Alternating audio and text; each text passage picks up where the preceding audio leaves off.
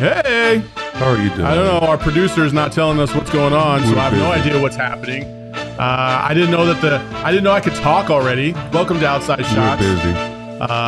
Eddie's not even focused, and he's not even centered in the frame. He's all off skew to the right. He won't even skew in. See, this is the kind of stuff I have to deal with. And then he comes in talking about I don't notice things about him, like, you know. I mean, is this close enough? Yeah, get away from me, dude. I mean, close.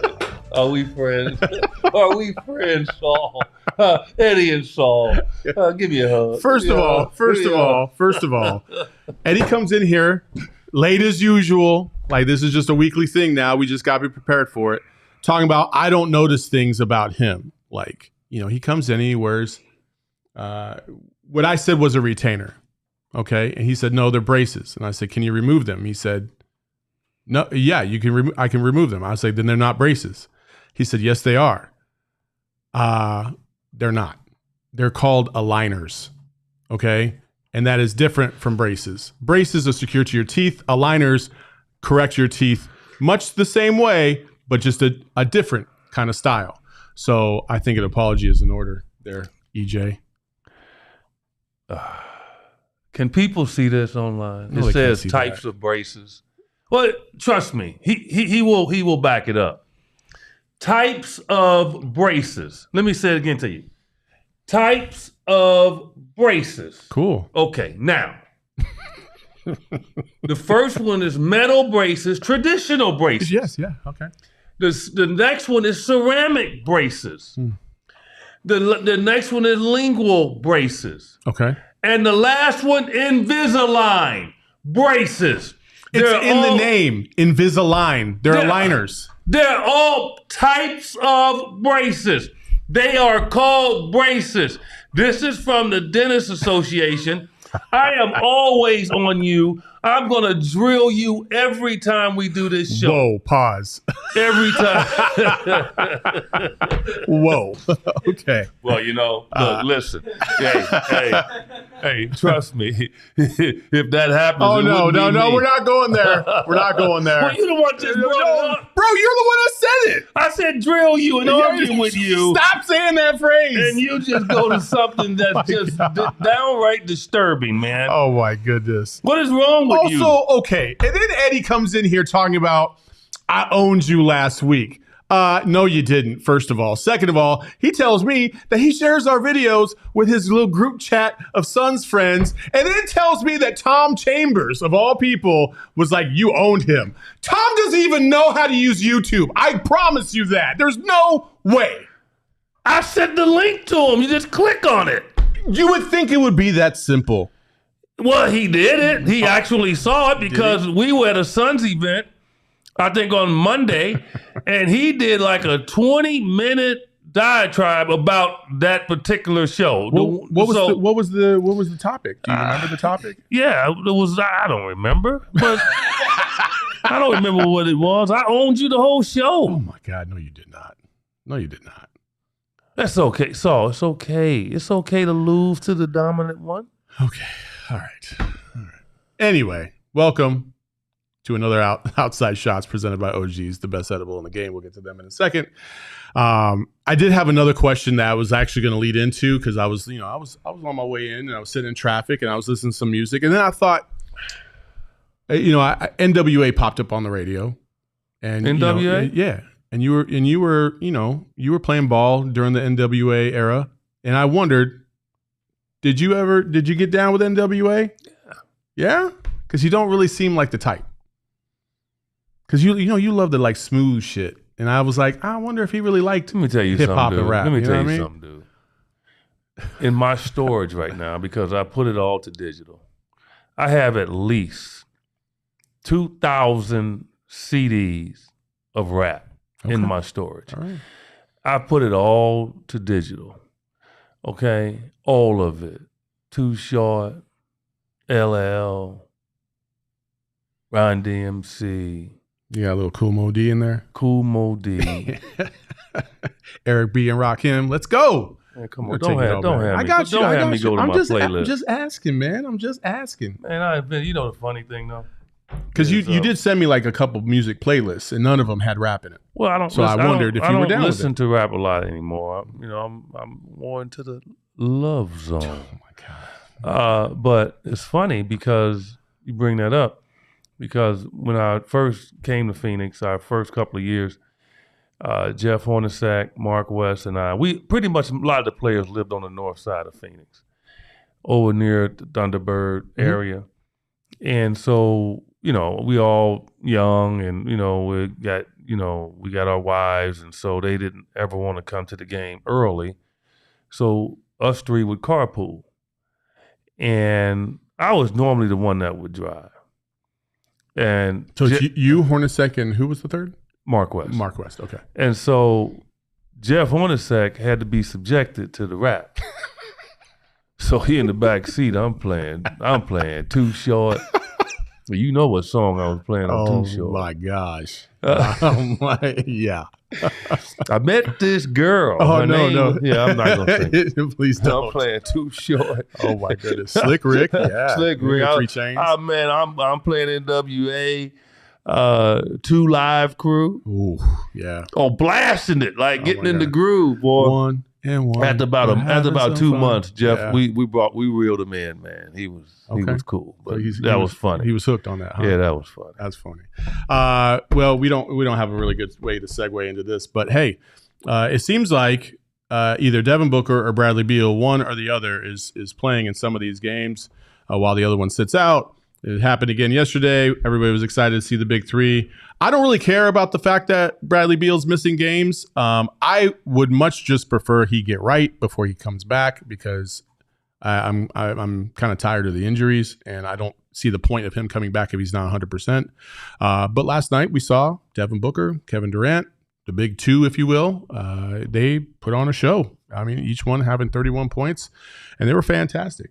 Your point of view on that? They were. But the Bradley Beal situation, look, you just can't play if you're hurting. Like, I think people have seen in the few games that he has played that he's rambunctious out there on the court, meaning he throws himself around. Mm-hmm. Like, he attacks the rim, he falls, he'll challenge people at the rim. And because of that, you just have to be careful with him. And the one thing from a player, and look, Devin's been guilty of this, and he even mentioned this after the game in his interview, walk-off interview. He said that, the question was thrown to him, were you a little flustered because of the limitation on your minutes? And he says, yeah, I am, but you know what? I came back too soon a few weeks ago, and look what happened. Yeah. So he says, I'm not doing that anymore.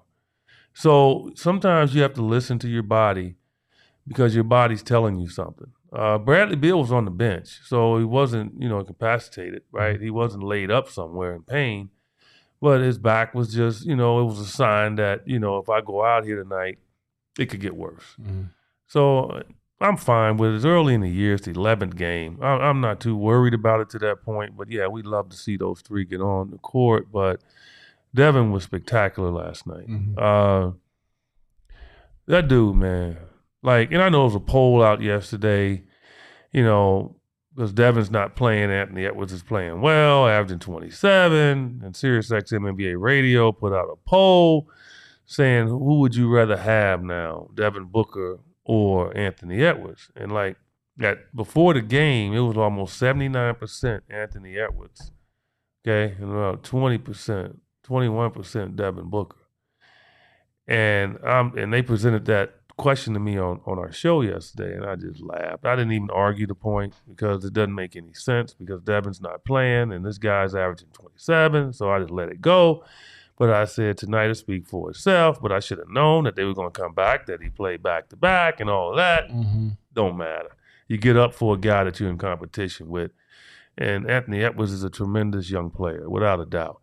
but he's not Devin Booker yet. No. Devin Booker is ridiculous, man. Yeah. Like, Phoenix fans, we've seen him since the kid's 19 years old. We've seen him grow up here.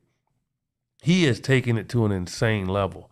The way he was moving last night, Saul, and how he was maneuvering and stuff, man, the dude had so much energy, but he was so efficient. And he basically stepped on the court, and he took over immediately, and Kevin Durant didn't take a shot for the first 6.5 minutes. And he still wound up with 31. Yeah. No, they were splendid last night. A little meltdown again, beginning of the fourth quarter. I think the residual effect of, this is the fourth quarter. But they got it together, and they were able to win the game handily. Yeah, I think that's the best point about Devin Booker that you can say. When you look at the greats, when they get towards the end of their career, they got more efficient because they had to, because they were limited into what their physical abilities would allow them to do. So they had to be smarter and more calculated in the things that they did on the court. Devin Booker's already there, and he's still in his prime. And that's really, really scary for the rest of the league. And watching him last night, and I agree with you, my perspective on the court from up above, he didn't waste movements. You know what I mean? Right. Like around the court, he didn't waste his movements. He knew exactly what he wanted to do, basically every time he touched the ball. And he elevated the rest of his team. And we got into this little debate a little bit last night on PHNX Suns, talking about, this is why Devin Booker is Devin Booker. I feel like we would have seen not something similar, but we would have seen a little bit of a different form of dominance with Bradley Beal and KD, because that first half against the Lakers, when Bradley Beal was fully healthy, it looked like, and he had that juice, he had that bounce, and I think he dropped 20 in that first half.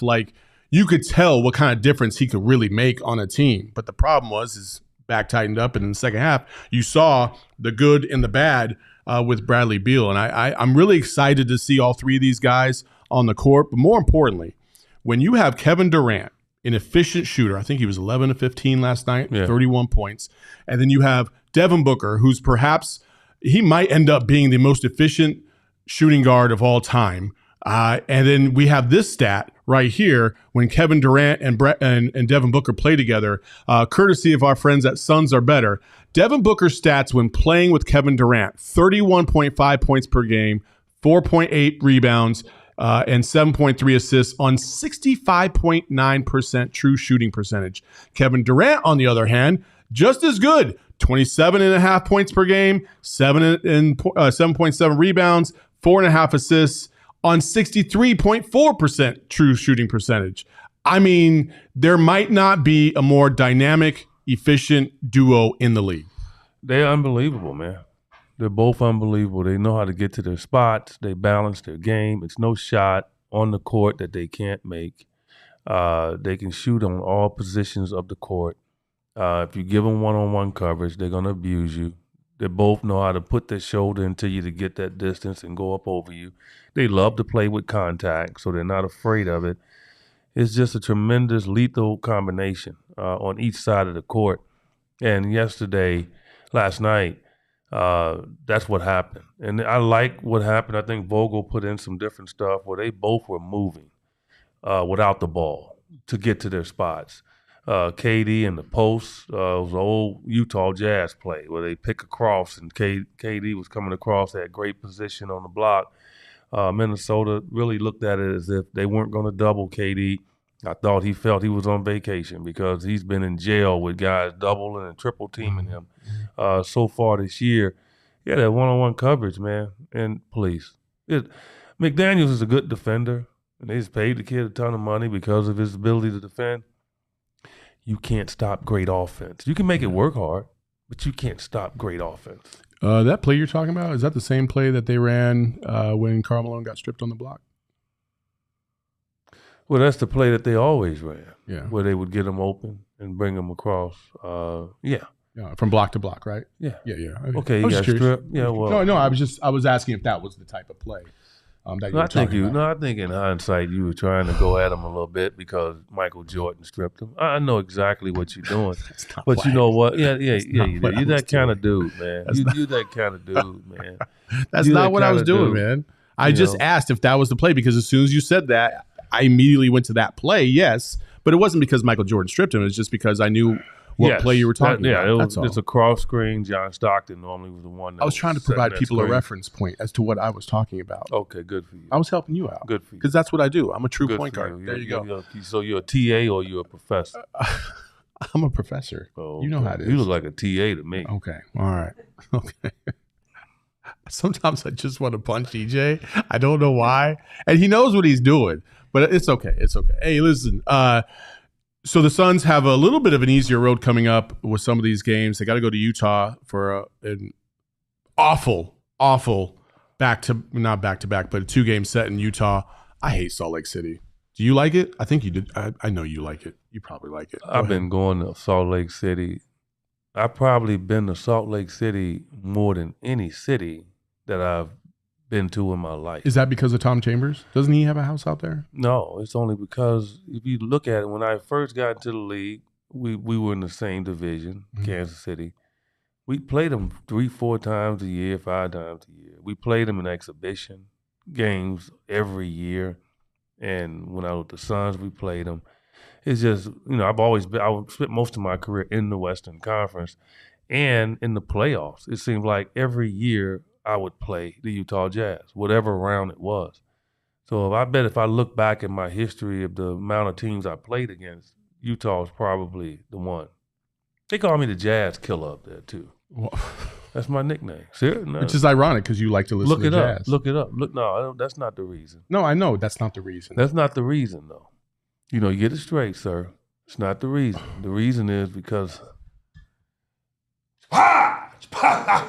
wham! I just said, all I said was it's ironic because you like jazz that you would be a jazz killer. No, that's not. I know that's not why they call you a jazz killer. Obviously, it had to do with basketball, Eddie. Keep it right. Oh my gosh! Let's keep it right. Why are you on one right because now? Because when I'm talking about my skill set, dude, and my dominance on the court against another team, don't deviate from what I was talking about. Yo, Eddie, you play basketball? I'm kidding. I told you. When I tell him, Eddie's not your friend, man. He's going to get you. All right. Sitting over there with a Diamondback hat on. I do have a Diamondback hat on. Did you wear him on that sweep? Yeah, I've been wearing it all season, my whole life, man. Okay, good.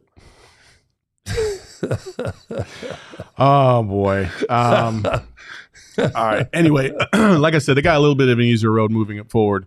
But one of the things that I am anxious to see is how this team starts to evolve with Devin Booker more full time. Hopefully, he's good to go when he doesn't have any residual effect on that calf from last night.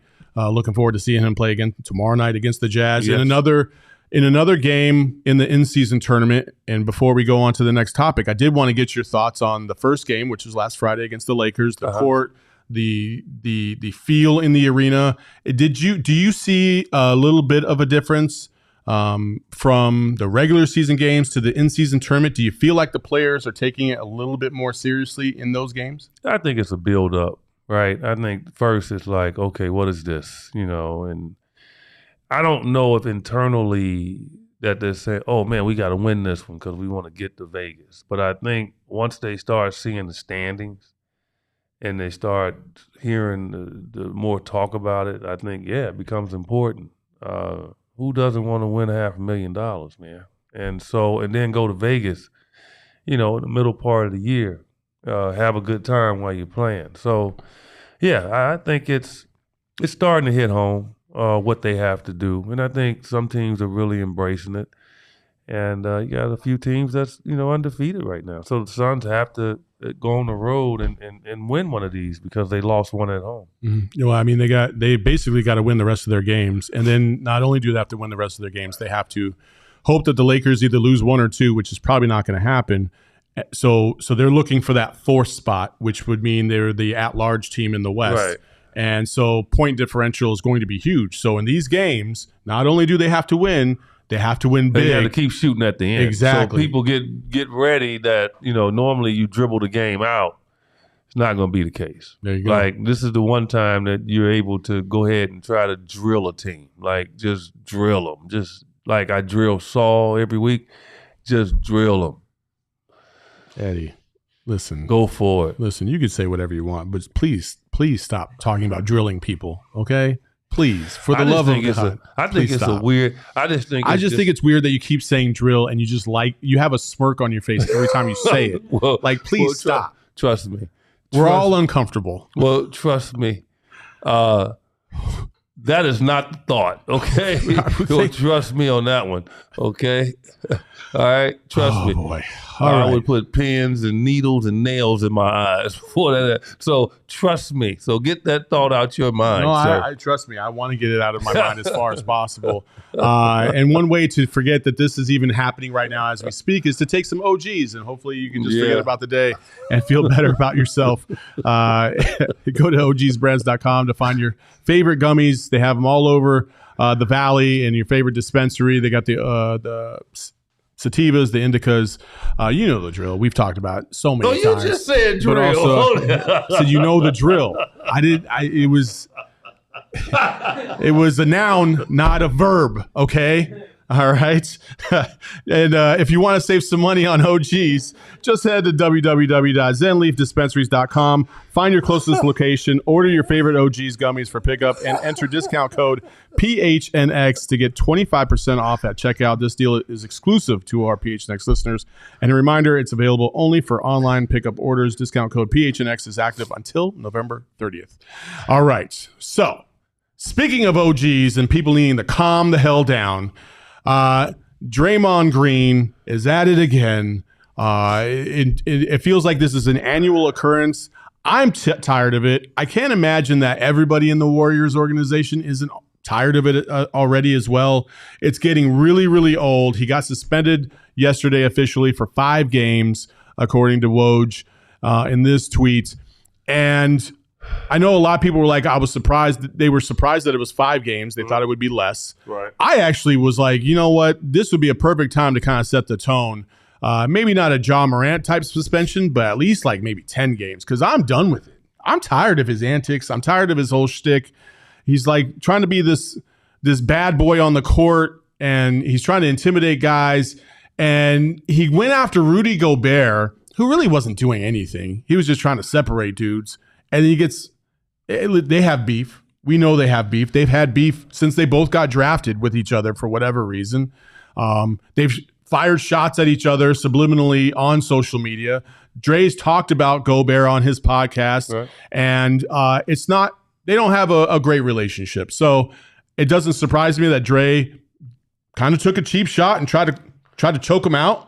Out of nowhere, I don't know. To commit murder right in full view. I'm telling you, man. I know you talked about this on your Sirius Satellite Radio, but what is your takeaway from all this drama? Well, first I'm gonna go to Steve Kerr real quick. Steve Kerr, people got on Steve Kerr for his comments after and almost like defending it. But what is he supposed to do? Like, you're gonna defend your guy. Yeah. Privately, you might not. You might be more aggressive toward him and all that, but, he's a key player for them. He's going to defend them. So I wasn't tripping on that. But I just think Steve has to calm that when somebody else does something to his players and he says, oh, that's not something you should do. Like Marcus Smart diving onto the ball and he hit, obviously, Steph Curry in the knees a couple of years ago. Or when Dylan Brooks took out Gary Payton II. He called that a very dirty play. He's very demonstrative towards that. But anything that Draymond does, he doesn't say anything. He comes up with a reason why he did it. And I think, again, he needs to calm that. I understand protecting your player. But in this instance, Draymond sees the mission. Like, he sees the reason to go after Gobert. This is the National Push Association, people. They don't fight anymore in the NBA. They don't. You know why? Because they'll lose a ton of money. They don't fight. You saw the precursor to it. All McDaniels and Clay were doing was just grabbing each other. Mm-hmm. They had a chance to fight. Like, initially, they were alone on one side of the court. See, back in the 90s and 80s, it would have been some punches thrown. They would have been going forward.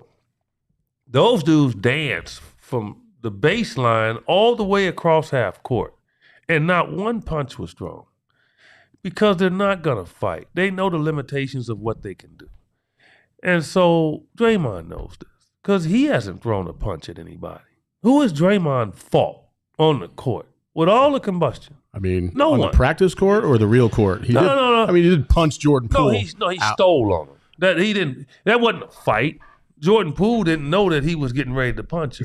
Explain the difference to our audience. Can I show him? You should.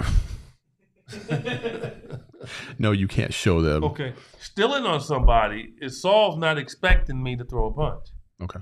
He and I in a confrontation. He's not expecting that. Pop! Knock him out. Stole on him. Okay? So that's what he did to Jordan Poole. Jordan Poole didn't have a chance. Clay had a chance to steal on McDaniels, didn't throw a punch. McDaniels had a chance, didn't throw a punch, because it's the National Push Association. That's what they do. They push each other. They talk. And that's fine. Draymond knows that.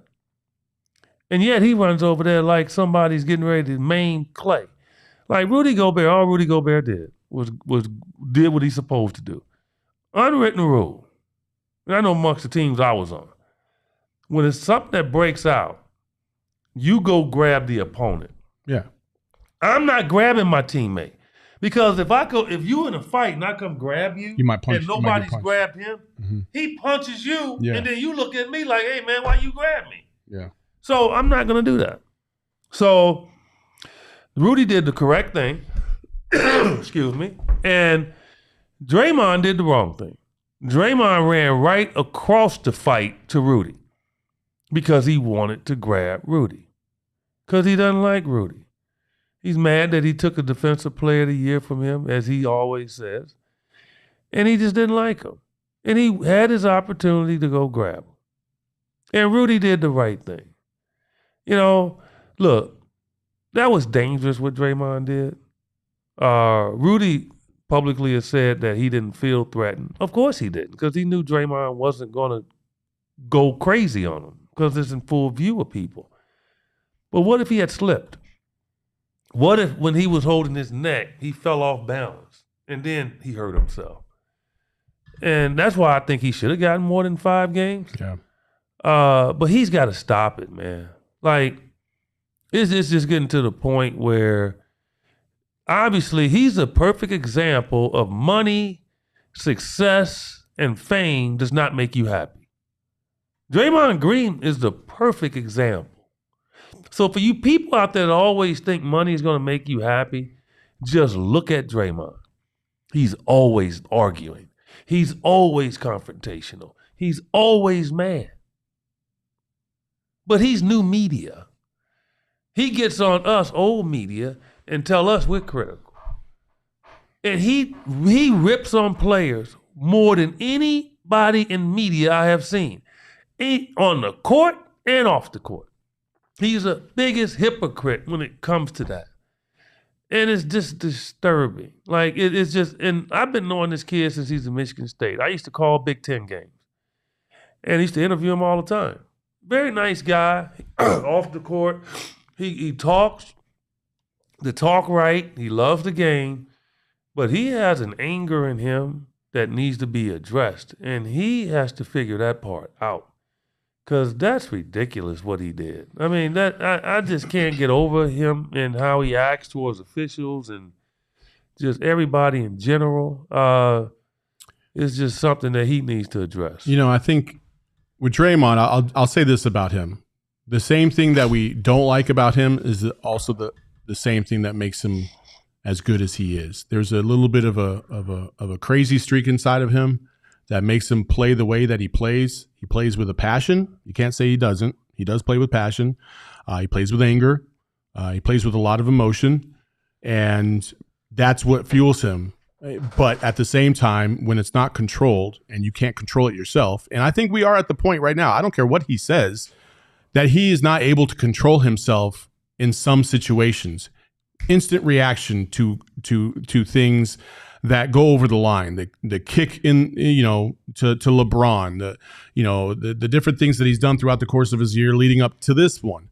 Like, it's just repetitive, and it's too repetitive. And I think at some point, the Warriors or the league, I think the next time is probably going to be like, it's got to be like a 10, 15, 20, 25 game suspension because the league's going to be tired of it and they're going to be tired of the antics. But he keeps getting away with it. He's going to cost them $777,000. That's just out the window. And he's already paid over $2 million in fines in his career. So, I mean, almost $3 million total. He just got to stop. I understand what you just said, the passion being, but look, in between the lines. Yeah. Okay. Outside the lines, you don't do stuff crazy. In between the lines, but you still got to follow the rules. Yeah. Like, you still have to follow the rules, man. And you can't, like, Rudy Gobert said something, and it does make sense. He says he knew. He said before the game, he said, I pretty much surmised that he'd get kicked out. And if you look back at the numbers, when Steph Curry does not play. I did hear about this. When Steph Curry plays, let's start there. When Steph Curry plays in the games that Draymond's got kicked out in his career, only 2% of the time of those games that he's gotten kicked out totally is when Steph was on the floor. So that means he was comfortable, he stayed on the floor, he played his game. When Steph did not play, Draymond's been kicked out 10%. So think about this. A couple of years ago, when they had the worst record in the league and everybody was ripping on him, calling him triple single, what did he do? He pretty much shut it down. He stopped playing. So that goes to show you, like, stop, man. Like, you're a very good basketball player without a doubt. You do what you do well, okay? Good team guy, you can rebound, you defend, all of that. But you got to understand, dude, if Steph Curry wasn't there, you might not be in the league. Like, he's got to understand he's in the perfect place. And I just don't think he gets it, man. I don't. He's going to make over $200-300 million. And trust me, he should go buy Steph Curry a vacation home. Because if it wasn't for Steph, he wouldn't be making that. So he needs to just calm down, man. I just thought that was out of line. I did. That's very interesting. I mean, I'll ask you this then, since we're going to talk about it, and this has been the subject on social media about this as well. Draymond Green, Hall of Famer, not a Hall of Famer. In my opinion, looking at Draymond Green's career, I think there's an argument to be made because of the championship success, but how much do you attribute that to Steph Curry, Klay Thompson, Kevin Durant? Draymond Green, this is what I will say about that. He was kind of the anchor in terms of the facilitation, doing the dirty work.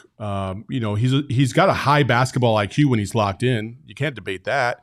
But, to your point, when Steph's not playing, how much of an impact does he really make? Based on how guys have gotten in the Hall of Fame over the last number of years, he'll probably get in.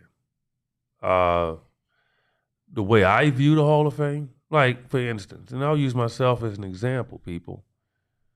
When I retired from the NBA, I was top 30 all time in the history of the NBA in scoring. Top 30. Okay? I've scored more points than probably, I don't know, maybe half, a little bit over half of the guys that's made the Hall of Fame. And when I retired, I didn't think I was in the Hall of Fame. I didn't think I was in, because the way I view the Hall of Fame is different than how these people now are picking people to be in the Hall of Fame. So, yeah, he'll probably get there. But if I was voted, no, he would not, because I'm going to judge people too on how they perform without the great player that they played with when that player wasn't on the court. Yeah. That'll let me know how good a basketball player you are. Robert Horry's won 7 championships. Nobody's trying to put him in. Yeah. So, yeah, and in that respect, Draymond's numbers, his numbers, don't add up to Hall of Fame. Some kid that's born after Draymond's gone, and they look at his numbers and say, how the heck was he in the Hall of Fame? Mm-hmm. Dude barely averaging over 10 points. Come on. Like, so, yeah. But trust me, when he retires, he's going to be barking there, I'm in the Hall of Fame. I won this, I won that. Yeah, if Steph Curry wasn't there, you wouldn't have maybe been in the league. You'd have been one of them guys going back and forth to the G League. Because he'll never leave Golden State. They did him a favor.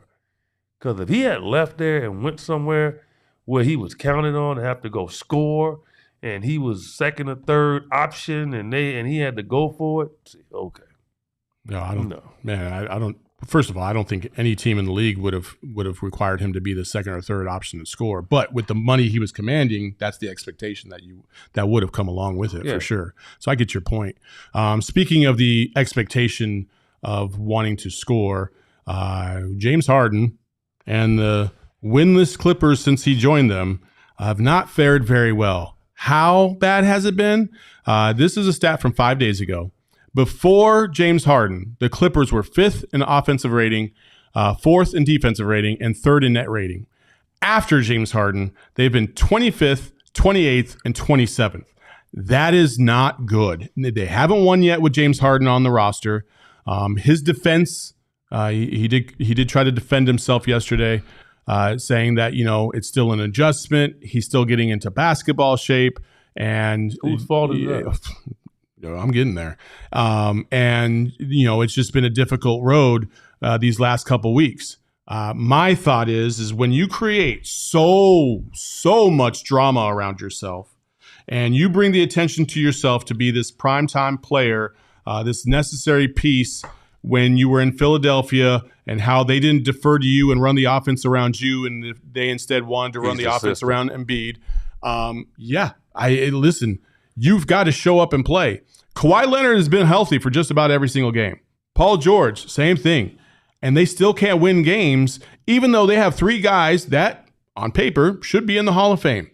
It's absolutely ridiculous. And then to piggyback on that, and you brought it up a little bit, the fact that James Harden actually uttered the words, I still have to get into game shape, is just the epitome of unprofessionalism at this point. 5 games you've played, and you are still trying to get into basketball shape. How come you didn't come in to camp with basketball shape? It's because you tried to take the easy way out. You didn't want to come into shape. You didn't want to play in Philadelphia, and now you're behind the 8 ball, and you're trying to get into the groove. And it's just, man, it is just not good. James Harden, when we were all young, so I can't be a hypocrite here. When we were all young, we could and we were playing back to back to back.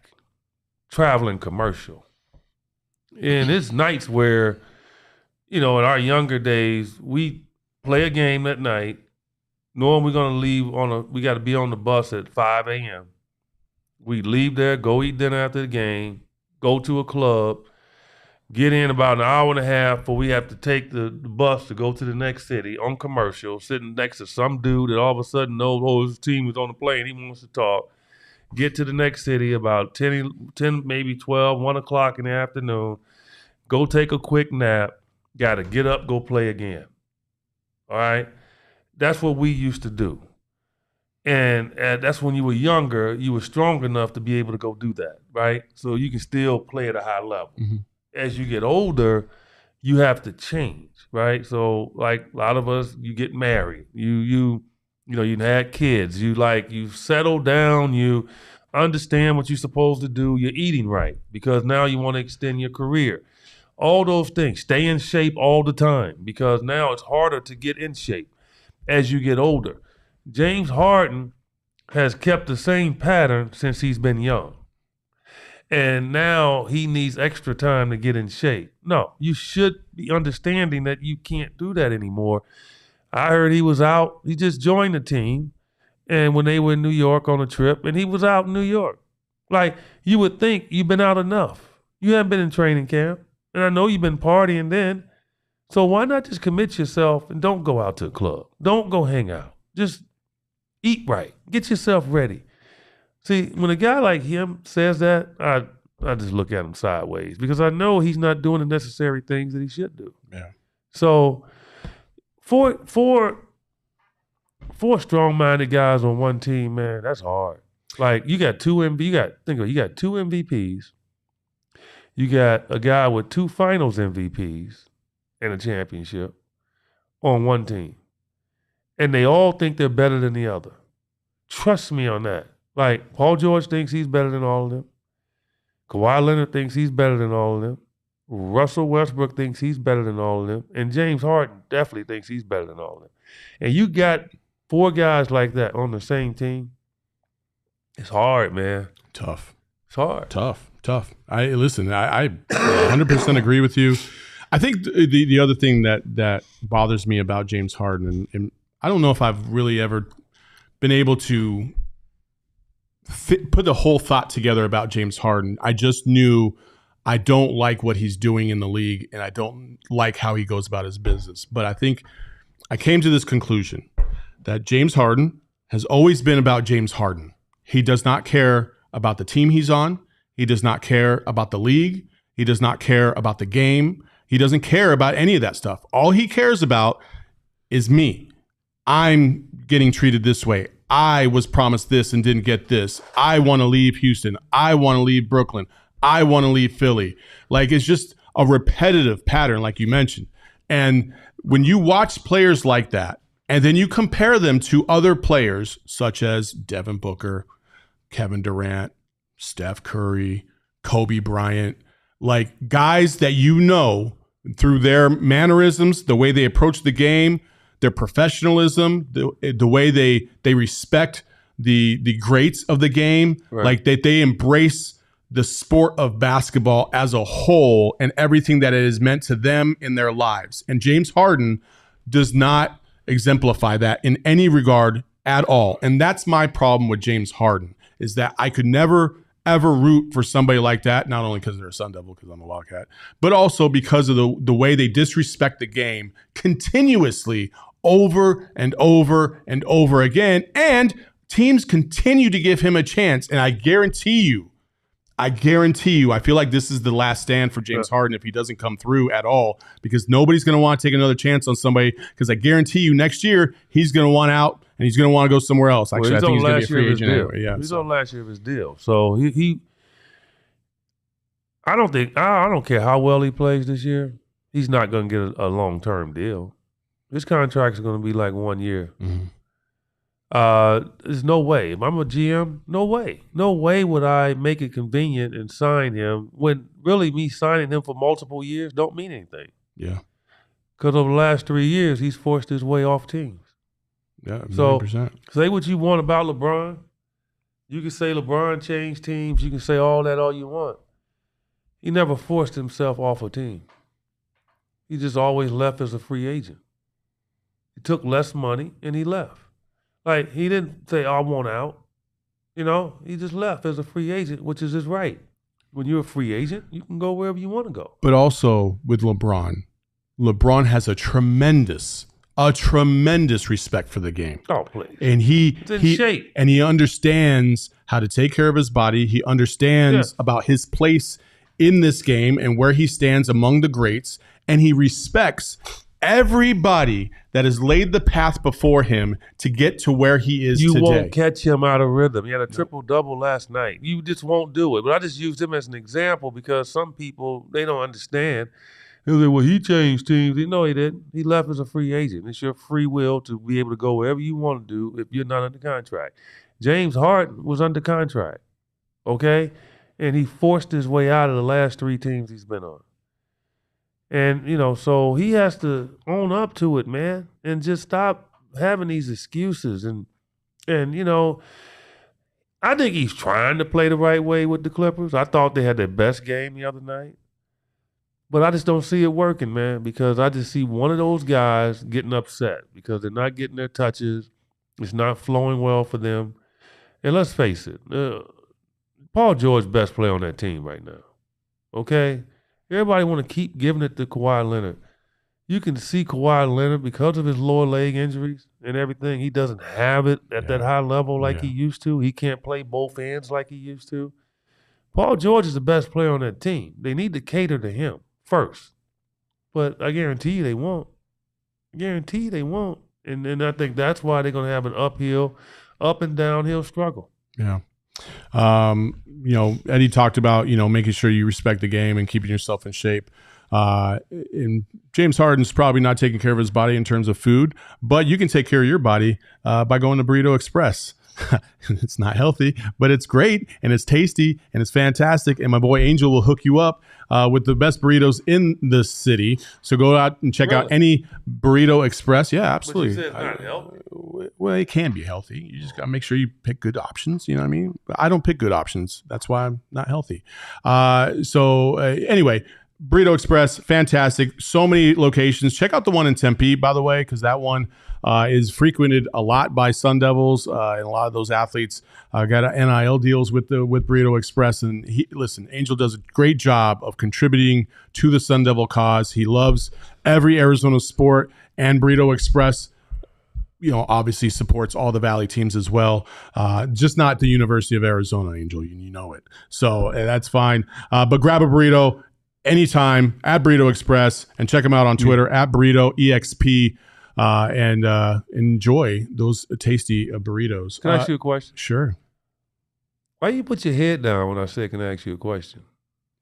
Like you waiting for something very bad to happen. PTSD. Maybe. Go ahead. Ask me a question. Drill me if you would like to. You brought up University of Arizona. Do you consider yourself an alumni of the University of Arizona? 1,000,000%. Is it like don't they have to add another word into that?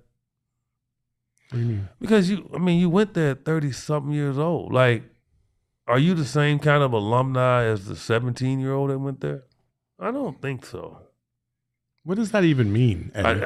I don't know. I feel like you're trying to make a point, but that was not even a good point. Well, it is a good point. Hey, listen, Eddie, let me tell you something about Saul, okay?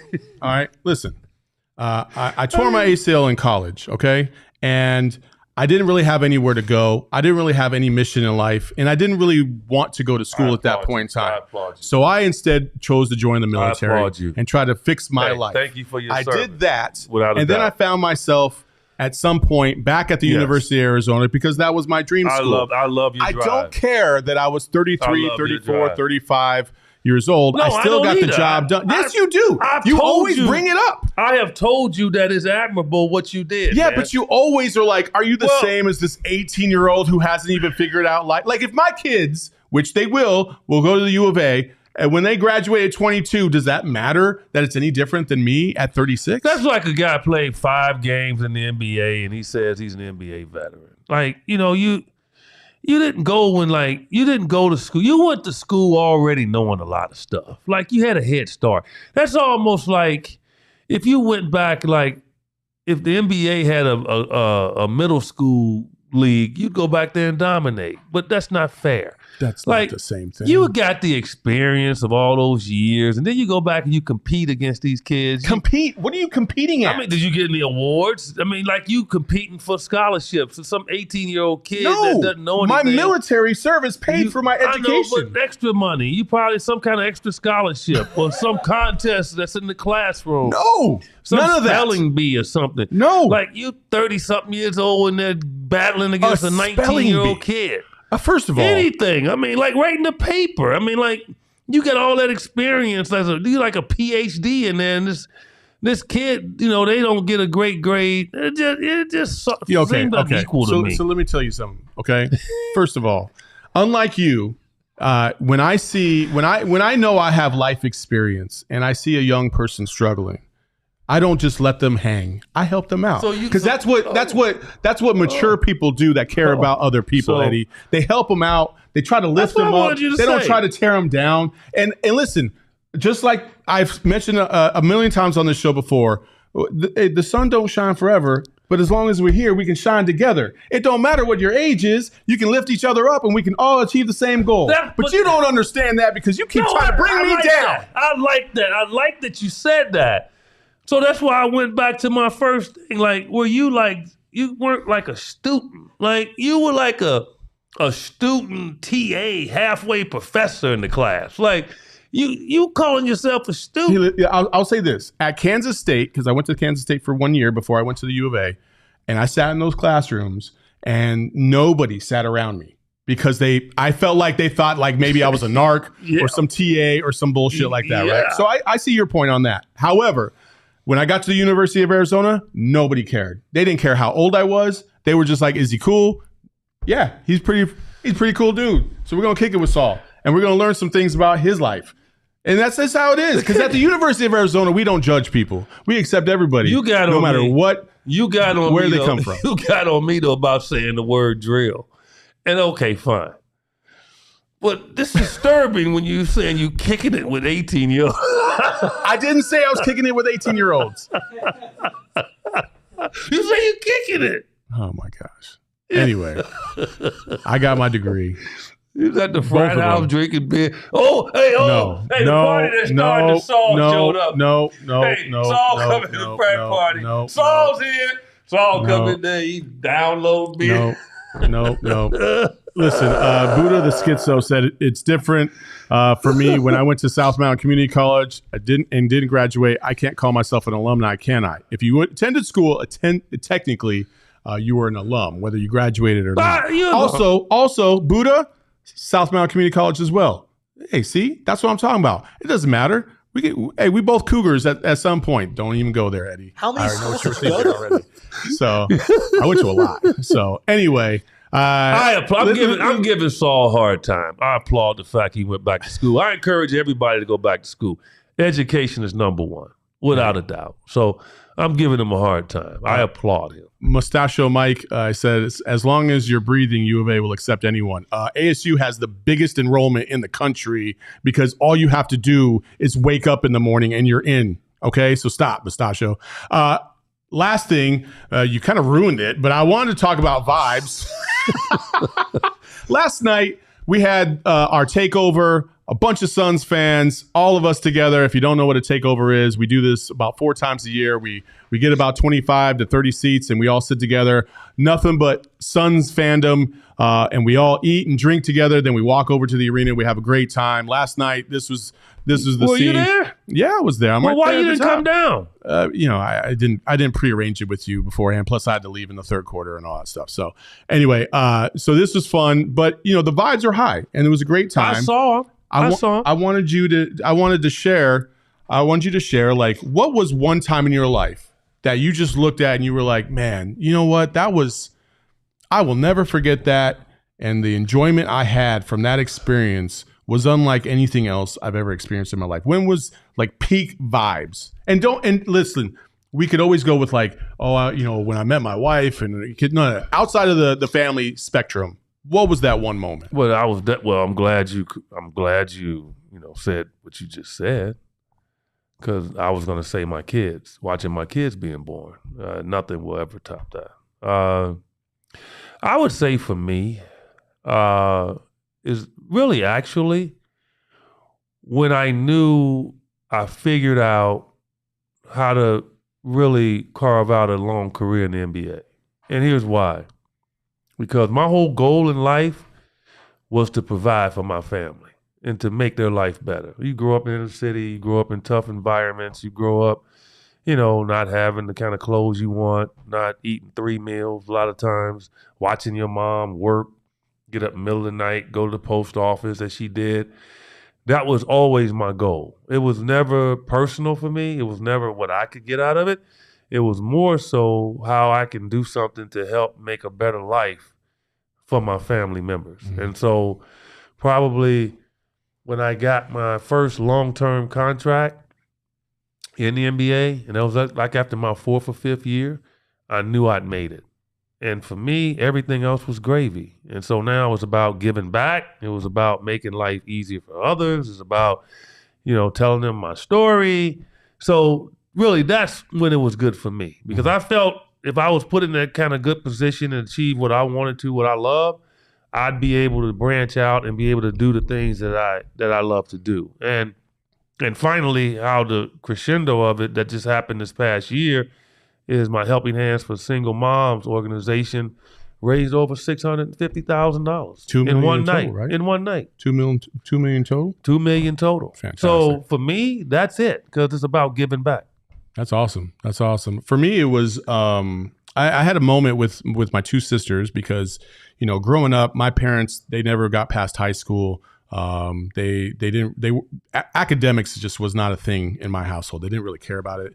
My dad, all he cared about was ball and going to work. And my mom she didn't really focus on that stuff either. And we had a pretty tough childhood. I'm not gonna mince words about that. And so the journey it took each of us to get through and go to college. And my sister actually graduated from GCU, and she came down for her master's degree. And we sat outside and we took a picture. And I sat there and I thought that was a moment, because never would I have imagined all three of us getting our college degrees, the first ones in our family to do so. And then two of us getting our masters. Right. And it was kind of like, it felt like not only did we have a dynamic shift in our family, but also like, our kids looked at us with a different kind of respect. Like, they've achieved something that I want to achieve, and they've laid the path to how to get there. Right. And they've made it easier for us to be able to achieve that. And I thought that was really significant, and I'm always proud of that. And so shout out to Judy and Babetta. Love you guys. So that's kind of one of the moments I want to share. So there you go. Vibing. We're going to leave the vibes high today, despite what we tried to do to tear each other down all show I don't tear long. anybody down. What do you mean? I'm not tearing you down. But if we get on the court, I drill you. I mean, you're a professional NBA player. I don't care if you're 64. I know this because I'm humble. I know what my limitations are, Eddie. There you go. All right. You have nothing to say because you probably didn't think I was going to say that, did you? No. I mean, I would wish you would say it. You were a top 30 scorer in the NBA. What am I going to say to that? But you're always bragging about your jumper. You're always bragging about your little weak jumper. I mean, show me your form. Like it's just smooth, baby. Let's go. See, you got it too low. It's too low. Well, here's why. Listen. This is okay. This is for the kids out there. Right. Okay. Saul just made see if you got it here. What's in your face, people? Yeah. Your hand. But I was right here. Do you see my eyes? Do you see my eyes? No. You shot it from here. Boom. No. You raise it up. Boom. You got a I'm window. not actually, see the window? I got you. See the window? See the window? There you go. You can follow him on Twitter at JumpShot8. You can follow me on Twitter at Saul_Bookman. And go ahead and roll my theme music right now, Eric. Before we go. Oh, we got Super Chat. Yeah, that's right. Saul Billy Madison by Brian Abdallah. Thanks, Brian. Appreciate you. It doesn't matter how you get there. It just matters if you get the job done. That's exactly what life's all about. Thank you. $5 next time. So until next time, check us out on Twitter at PHNX Suns as well. We have a show today at 3 o'clock. We got a lot of fun stuff. I'm on the plane today too. Got to go to Utah, hang out for 3 days in Salt Lake City. What are you gonna do there? I'm gonna go skiing. Are you really? Yeah, I'm going skiing. Go a little snowmobile. Yeah, snowmobile. Yeah, jump. I ski jump. Subtle ski jump. Oh, I ski jump. Oh, I ski jump and flip and all that. Peace.